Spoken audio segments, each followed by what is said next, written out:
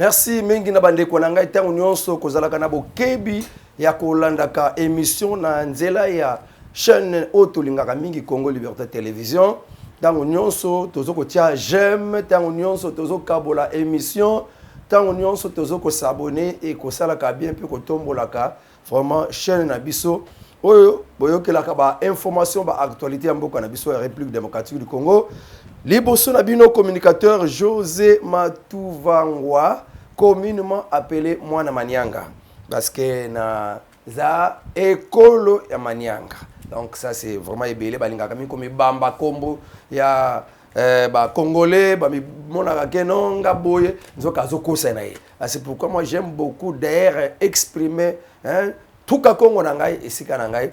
Donc je suis de Manianga, c'est pourquoi la babenga ngamba moko na UDPS Mwana Manianga.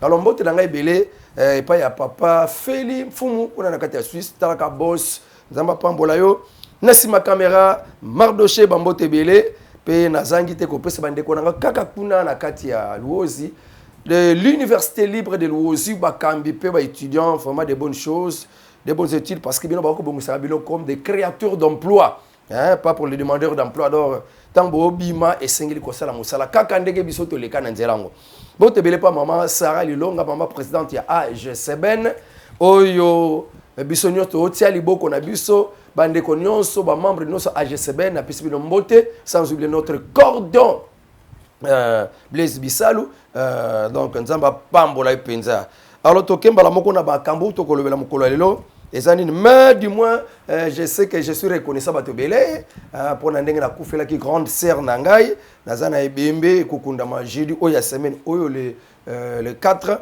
des okundama parce que le mardi le 2 le premier mardi le 2 mercredi le 3 jeudi donc les okundama le 3 jeudi le 3 de ebele ba comme la kinga ba message condoléances. En tout cas, pesi bango merci. Bandeko ba yeba quitter peut-être beaucoup yeba peut-être trop na bino pe beaucoup zanga te ko kuma ba message ya condoléances parce que izanango ba lo ba kan bible que là o bazolela c'est plein na ba o bazo c'est plein donc j'avais perdu ma grande sœur pe tozana kata matanga ebembe e ko kundama le jeudi le 3.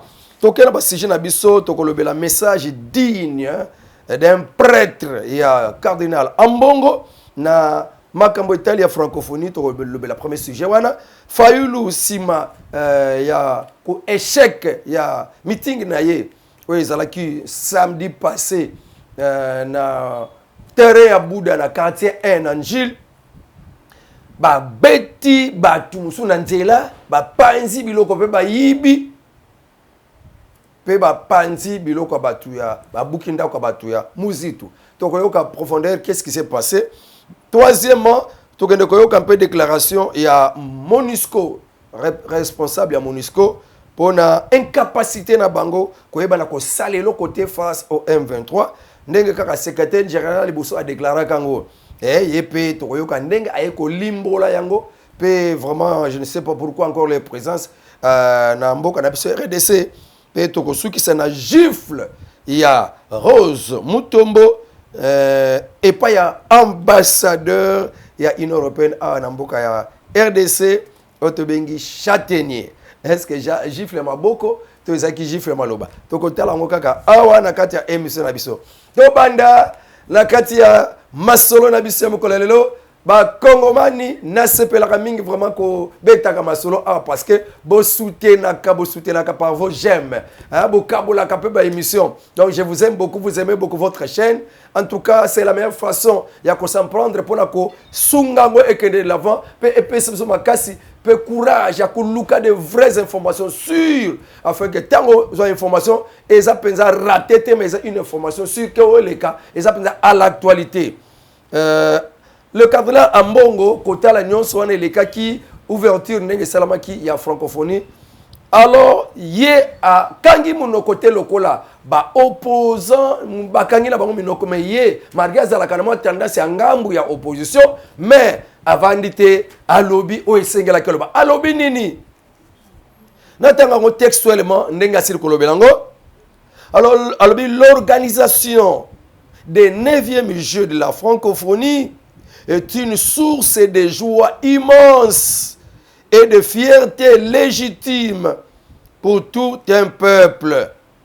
Donc, eza penza esengo ya makasi pona pe fierté oyo ya biso penza bamba na mboka pona kobongisa eloko wana. Il félicite chaleureusement les organisateurs et tous les acteurs impliqués dans la réalisation des Jeux de la francophonie d'envergure internationale. Asili ko féliciter bande ko nyonso o basili ko contribuer pour la kokokisama ya organisation ya baje wana ya francophonie. En tout cas côté wana mbongo lokola o féliciter na mukonza mboka ngape na féliciter yo na makanisi wana o Katumbi azalaki na ngote Fayulu azalaki na ngote me yo zuma koki ya ko fongola ngongo ko tombola mungongo pe ko kumisa. En tout cas ngape na kumiso papa cardinal. Le cardinal Ambongo a exprimé un vœu profond, celui de voir cette grande manifestation sportive et culturelle véhiculer les valeurs morales humaines et au sein de la jeunesse congolaise. Asengi ke maïnion se ko sala makuna et me mapenza ba valeur ya morale, ba valeur humaine na ba leki na biso na jeunesse congolaise. Pena nation mobimba pena bamboka onyoso basiliko participer na kati ya makamba ba jeunesse nyonso bamboka o ba participer vraiment bazonga na quelque chose na mituna bango ya ba leçon au bazui. Alors il a souligné l'importance de promouvoir des principes de fraternité, de solidarité, d'amitié et autres. Amoni que na kati ya milulu ya boyende batu fu basanganaka na bomoko na boyokani na ba principe na fraternité na solidarité na amitié de milula boye et c'est total na kaba appartenance politique parce que ça makamunde ya valeur ya mboka honneur ya mboka. Ces jeux de francophonie servent d'occasion pour renforcer les liens d'amitié. Ah, cardinal Ambongo makambo ya masano o ya francophonie ezo kosunga pona ko consolider ba lien ya amitié pe ya compréhension mutuelle et entre les jeunes participants venus des 4 coins du monde. Son souhait, le souhait du cardinal Ambongo est de voir ces jeux se dérouler dans la sérénité et dans la paix. Wana ezande maloba ya cardinal pona ko féliciter mokonza mboka, ko féliciter ba organisateur, ko féliciter ba mboka nyos et répondre pe alingete oyo ezala penza donc cadre moko ememba boyoka ni cadre moko ememba moko solidarité amitié na kati ya mboka pe na kati ya ba jeune oyo ba wuti bipai na bipai. Et puis ça bango moi leçon de morale bazonga na moi quelque chose na mituna bango oyo bazui na kati ya mboka République démocratique du Congo. Félicitations vraiment Jésus le Kakimia, pas d'incident, pas de désordre ba mura na nzela bazoko régulariser bien ba nzela formation ezaki ka la police y a des désordres. Mais en tout cas ba mura ba ko sala musala très bien 100% ba ko seka mbongo te ndenge zala ka ba roulage mais bazaka musala bango ko ya côté ordre. Côté la police, ça dit désordre. Mais côté Bamoura Bazali, félicitations. Donc il y a un grand travail pour les policiers. Pour éduquer Bango, pour que Bango sous moi, sans ya quoi bakosala musala sans makanisi mbongo na mituna bango. Parce que tant bataka makambo na mitu, les baby saka makambo na kati ya musala na bango babengela bango. Alors pour wana félicitations. Tobi ke babeta moi makambo na bango RDC basket ba meka ki ko bunda bunda me ba longi kaka te côté mususu pe ma côté ba judo ba longa kaka te. Mais pour rappel en tout cas papa cardinal Ambongo a fait un message de paix, un message digne d'un prêtre. Le lot à partir d'un message naie je senti réellement que nganzamba lobaka bongo ben batam musu vraiment à banoke musika mais na oyo etali ba jeu francophonie à partir quand il y a ouverture nango à lundi discours à mukonza moka lundi événement batu batia ki doute que kosala mamala muté batu moko batu bele ba pesela kango confiance té à vie ba infrastructure mais ba organisation ba mona kanga mabe ba ebele bazaki na complot ya ko bebisa yango donc batu bele batia kango confiance té mais premier jour quand ouverture et monana qui déjà réussite. Alors, le cardinal Ambongo a fait un bon discours de paix il a fait un bon discours et rapidement, ce qui te compte sans explication, l'organisation du 9e G de francophonie est une source de joie immense et de fierté légitime.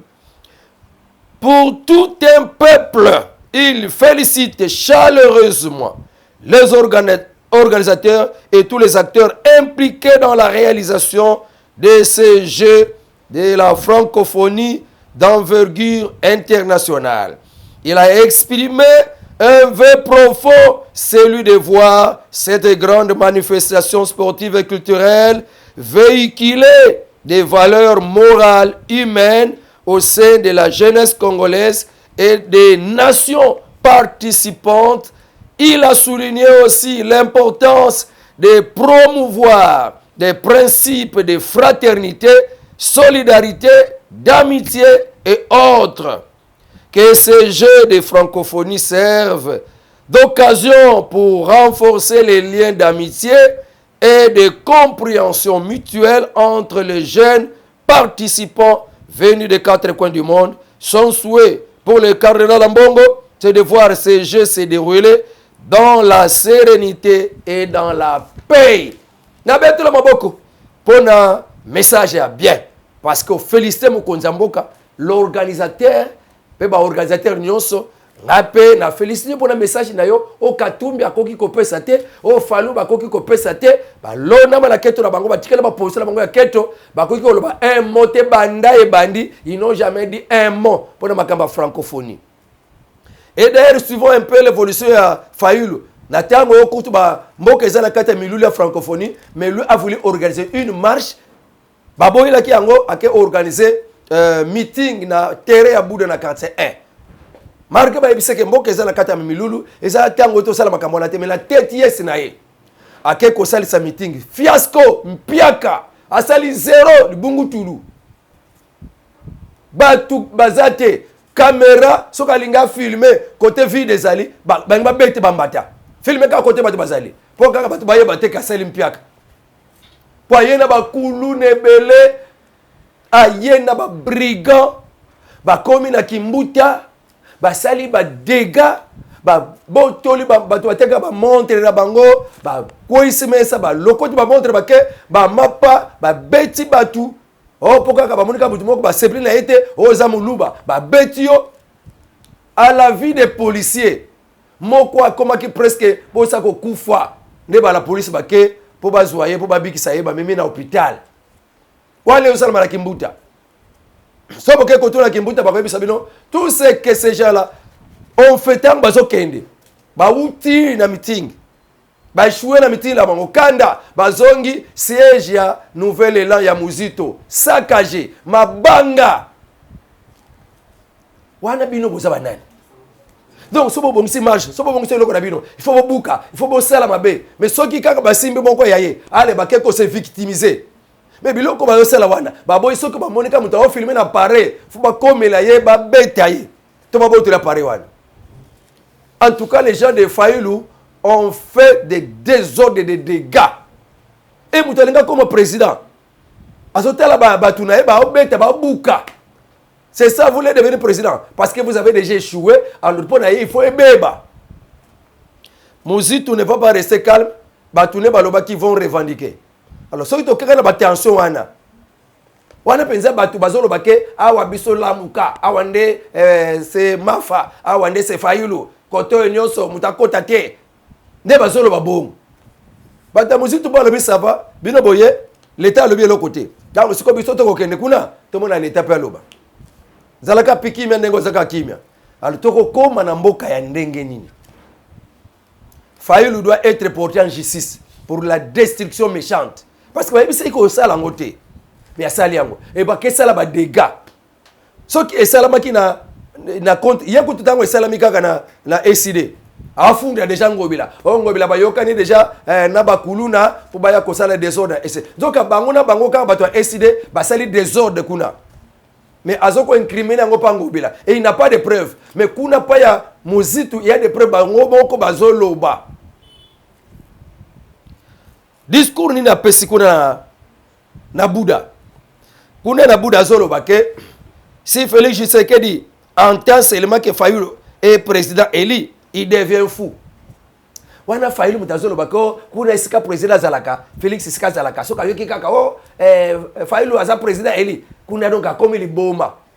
Yo Fayulu mona isika président comme il boma. Yo si bokutana na ye banda o batandro le boko boya. Si bokutana président Félix Tshisekedi. Au monde na télévision. Et si quand il y a un monde là que donc c'est quelqu'un qui est un troubadour qui n'a plus de mots, qui n'a plus de paroles. Azasa na malobate, il dit n'importe comment. Nzoka malobazo loba yonde ezokomisa yonde fou.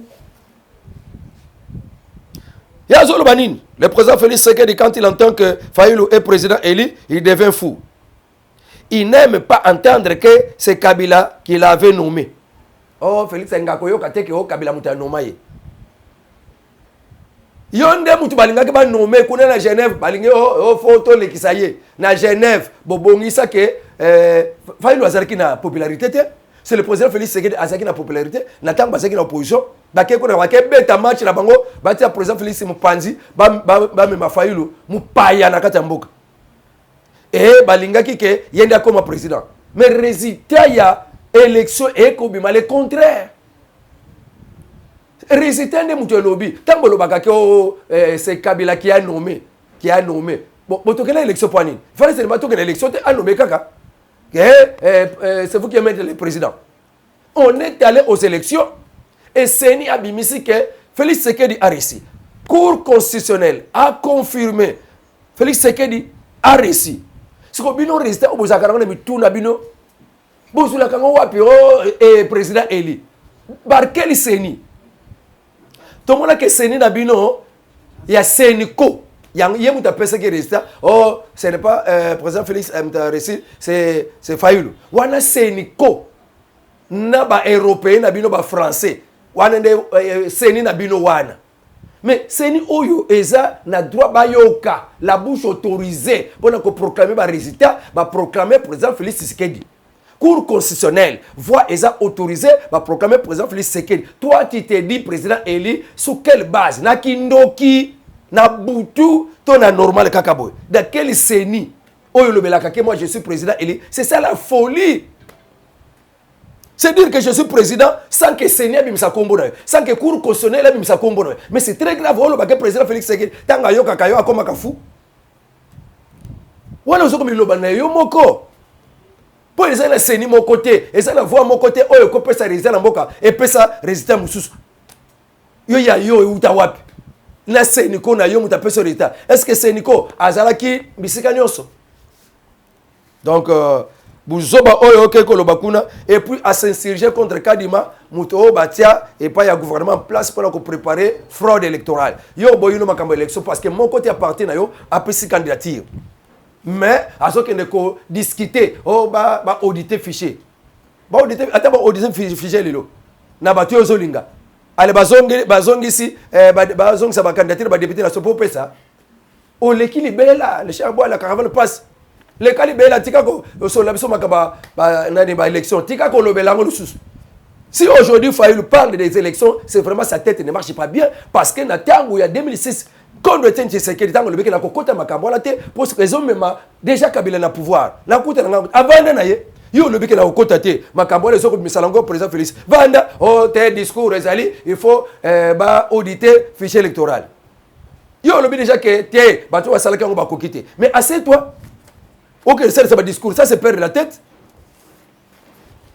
Nouvel élan, Albert Kofunda Fayulu, pour la destruction méchante au Asili Kosala. C'est ça, on appelle qu'on attend à Kananga. Bambia libanga na mutu, pour mutu na yemi waki lukola voiture. Et là papa moko akali kele kali banga na donc na kanga na chauve na ça. Na moni penza libanga na image tangue denda na mutu na akoti mbala moko.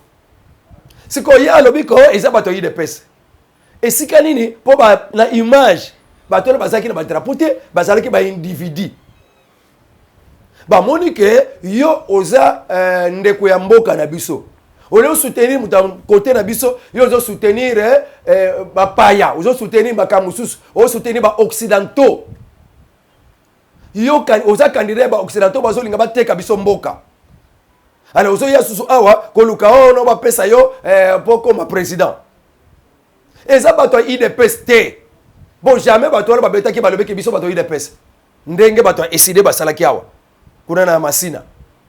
Mais ce que bango c'est le pouvoir en place de surtout Délice Sangwana. Oh, c'est le pouvoir en place, c'est le pouvoir en place qui a fait ça, qui a organisé que bato wana babetaye. Boyo zanen. Est-ce que yokuto za penza la poids devant le président Félix Tshisekedi n'est rien. Donc au pèse coûte à 0 kg. Au coûte le kilo mon côté. Donc ba côté la bango pe au sali pour bagane et loko eza coûte. C'est ça ngo zanen. Oui ba coûte atana mbanza nguté. Atana mitende ba yebete. Puis ozo mikumisa. Bande ko na yo moko. Ide peste bande ko na yo moko ba luba ba te kolo na yo moko ba moni ke yo oza candidat ba européen yango ba bamba ki olibanga. Et ça, il est pressé à battre ko kosela pour ça battre ko kosela battre makambu. Cheribia kufa kufa bino ko bomi la bino ye oh c'est le pouvoir en place. Wa penza bandoki. Bango ba le bio 10 véhicules endommagés même ba journaliste na bango bazokaki biloko belé et yaki ko zoka et yaki ko beba. Mais bango ba le bio eloko ni ba betela ki e mabanga pona ko kosela ide peste. Ozano et l'autre côté, libosa fachi. Ata batiko na élection, au conseil et l'autre côté. Donc, wana ibakango déjà. Délice Sanga, tu n'es rien. Tu ne pèses pas.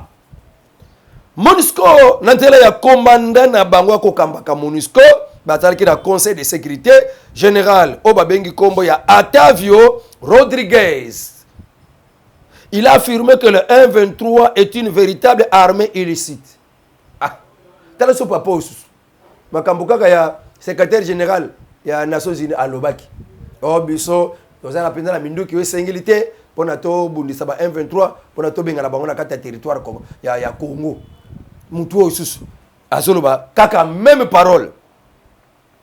C'était le vendredi la semaine passée, il y a eu conseil de sécurité, il a indiqué que certaines des bases de la MONUSCO dans l'est de la République démocratique du Congo ne sont pas assez équipés face à des groupes armés comme les M23 avec un armement digne de ces noms. Akoku misane armement ba M23. Bisoto za lokote bosona bango. Véritable armée illicite. Yo kama kama soloba. On ne peut pas perdre les casques bleus parce que l'ONU n'est pas capable de protéger ses bases. Et il a rappelé que les équipements performants et modernes permettant à sauver des vies sont nécessaires pour la MONUSCO. Ah, bandeko. MONUSCO est capable. Si vous voyez la mabele à Congo pour 20 ans, nous sommes capables d'être comme M23. Mais tu es là, oh, maintien de la paix. Quelle paix, papa? Mais tu es vraiment sincère, Namboka. Pourquoi votre présence? C'est une honte et une malédiction qu'on va dire à MONUSCO qui n'a rien à voir, qui est incapable. Oh, bah, ça déclare qu'on a bango, bango incapable. Bango, bah, M23 qui est l'équipe mounée performant. Et bah, ça fait des jours là, il doit partir. Président de la République. En tout cas, bateau faut pas qu'il y ait dans la MONUSCO depuis combien de temps bazo exploiter ba minerais à Congo. Ba yana bango pour ko bundate dans leur plan, c'était pour faciliter les M23, ba yeba c'est comme ndenge ba ça ba déclaration boye parce que ils ont déjà un plan moko salami ba moni que ça déjà ko simba parce que mikolo wana tango secrétaire général des Nations Unies asalaka ba déclaration wana ezalaki na tango oyo mde M23 à côté qui pona ko zo ba province belé et na ba mboka belé ba village belé ya Nord Kivu petit côté na kati ya Masisi. Donc ba déclaration boye c'est que elinge pesa déjà nzela ba mboka nyoso ba yeba ke bazala ba arme belé donc MONUSCO ko sala le côté c'est que bazala déjà prêt yango tozo ko alerter ba mboka Congo FARDC na biso na réseaux sociaux des informations sur le cas Brazzaville côté que là-bas Rwandais mabele ezo côté alisake basali déjà ba base arrière pour na ba kota ba kozwa aéroport ya Njili. Pour na bango so bazo aéroport ya Njili ya Goma bazo ya Bukavu c'est déjà tout bazo déjà mboka mobimba. qui ça so bazo yango déjà et s'il et ba réussir déjà ko encercler qui déjà ils ont déjà encerclé d'après information et sur les kanakata ba réseaux sociaux. C'est pourquoi ba faire de ces beaux aller déjà aux aguets même na temps autozala kata makamba francophonie na kata ba fleuve voilà nyonso oh bichi ngobila oh bichi nini bichi wana faut atala ngo bien. Il y a même des gens qui sont même dans les gouvernements ba ko utiliser bichi wana pour ko kota ka ba mercenaires ba rwandais ba kota biloko wana ebele basala lokola fache béton mais baza bato liboso pour ko kota ka banguna na kata mboka. Alors gouvernement service à sécurité bote la penza bien makambo balingi basala plan en une fois ba attaquer aéroport Anjil aéroport Goma ya Bukavu pe ba côté nyonso pour na bazwa une fois pour toutes wana dernier virage à Kagame pe ba communauté internationale yango déclaration ya papa oyo ya MONUSCO afin que balo bateke MONUSCO azalaki wana a déclaré déjà des fêtes pour tangu siko M23 akolakisa Rwanda akolakisa Manzaka balo bateke MONUSCO azalaki kuna parce que azalaki déjà déclaration ndango tozola msalija mémoire ya communauté internationale. Alors tozo kende les bona ba policier Baba Peter Kazadi alobi que bientôt ba policier faut bazala na teni ya sika ba poser quelques questions natina ba infiltrer baza trop et ça ba belé ba tambola des policiers mais ba na kombo te na liste ba policiers mboka alors ba oui na yebi yango pe na yebi bato ba kotsa bango Papa Peter Kazadi alobi na kolandela bango na kokangisa bango o ba memi ba infiltration na kati ya la police. Donc tozo c'est la siko Papa Kazadi Papa Peter Kazadi a même contrôle il y a la police. Pour votre information Papa Peter Kazadi. Pour votre information Papa général Blaise Kilimbalimba. Olobaki ba bureau de o baza souté. Je veux ki ba bureau de moko bakangi bato a moto kuna na kati ya ba 13. Kota ba po ya kumbi. Ta moto a déposé kaka bato ba mona kaka ba civil mo ba benga ba clairer ba bureau de ba ye ba kangi ba memi moto ni na kati ya soutame. Mais ba lobaki ba bureau de bazalati. Ba kanga kasu batuté. Bo ba na makadam bazo respecter. Mais na ba kati il y a toujours des arrestations. Ce qui l'attend le bino ba numéro ba souciat wana bazo continuer ko kwesa makambo oyo papa Kilimbalimba lobby na kotinda ba numéro ya ba souciat ba adresse ya ba souciat wana parce que papa Kilimbalimba lobaki que o akokwesa mibeko na ngai il va s'en prendre Nanjil quartier 10 côté Pomba Nzevu la police wana ba kokanga bato na balabala 20h mutazali bosonda bakangie bakene kuna wana source ya revenu ya mbongo na bango do bazo yokela yote papa Kilimbalimba baza ba teti côté boulevard côté ba principal bazo respecter mais côté katikati ngana ko ya kotanga ka bakombo ba société o bazo respecter papa makamba papa Kilimbalimba te. Alors papa Peter Kazadi contrôle na ba la police. Trop de désordre, il y a des 1-23. Parce que va salir. Mikolo ba kumisa ki papa fachi beton pona na nzela Kilimbalimba makambo komi bien ba ko kameza souteme ba zongeli yango susu. Côté Anjil, côté quartier 13, côté quartier 10, côté quartier 13 na soucia tuana ya Ponkumbi. Côté quartier 10 na soucia tuana ya Pomba Nzevu. Bazo kanga kanga na bambata o ba otambola ba utaka na quartier 1 bakenda ko tambola kuna ale bavandisi bato na basusi atuana ale balie bambongo bakeye. Rose Mutombo ministre à défense abeti gifle moko epaya ambassadeur ya Union européenne katamboka na biso RDC ministre à justice pardon ministre de la justice Rose Mutombo parce que défense c'est la maboko ya Jean-Pierre Bemba. Mama Rose en tout cas lelo na sepeli na yo susu makasi pona kotanga lisusu pona tanga kango chaque jour ba déclaration na yo. Lelo na sepeli sur la tanga lango ba kango ba musu ba yebi penza te makambo nini Mama Rose ayebi si ambassadeur wana. Ya ye kofunda papa Bitakwira.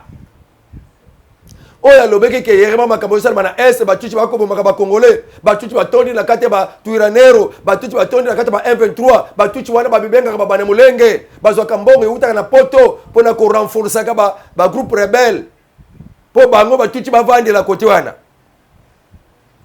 siko baba bitakona komona ndenge batuchi wana baoboma bande kona ye ba congolais a déclaré lolenge onana alobaki nde ambassadeur oya Union européenne a sepeli nango te akeko saisir Rose Mutombo akeko saisir justice akeko saisir Senisa CESAC pardon CESAC alors papa Bitakwira akeko répondre à justice c'est bon non c'est pas bon c'est la réalité d'après livre oyo bakoma et pas papa on a botango dans 2 semaines na kozongela bino boto dans les mêmes idées angle d'idées. C'est noté, ça sera comme Moutazomo Nana Borne.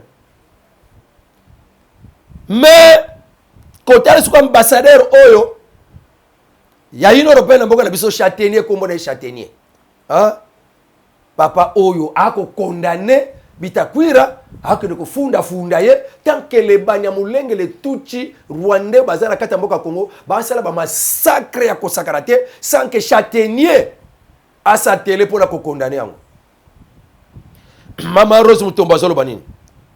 Le ministre, Maman la ministre Rose Mutombo, accuse l'Union européenne de défendre les Tutsis, Banyamulenge, alors que ces condamnations sont faibles sur l'agression de M23 et de RDF.